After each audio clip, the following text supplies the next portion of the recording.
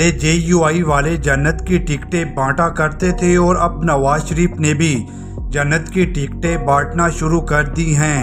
नवाज शरीफ का इस्तकबाल करो तो जन्नत का टिकट लो।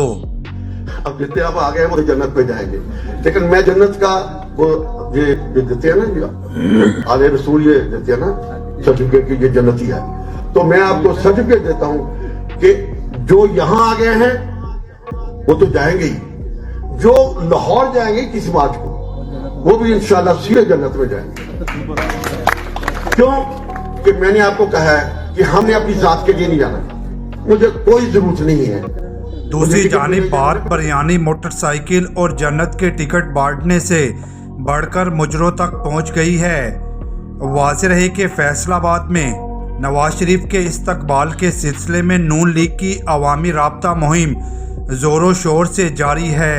फैसलाबाद में नून लीग ने मुजरा करवाकर नवाज शरीफ के इस्तकबाल के लिए बंदे इकट्ठे कर रही है। नाज़रीन, राना सनाउल्लाह और आबिद शेर जो अपने हलके में किसी की बहन बेटी को मुजरा करवाते हों, क्या ये कौम का मुस्तकबिल के बारे में सोचेंगे? और जो लोग PTI के जलसों में खवातीन की शिरकत पर एतराज़ करते थे, वो देख लें कि मुजरा ये होता है।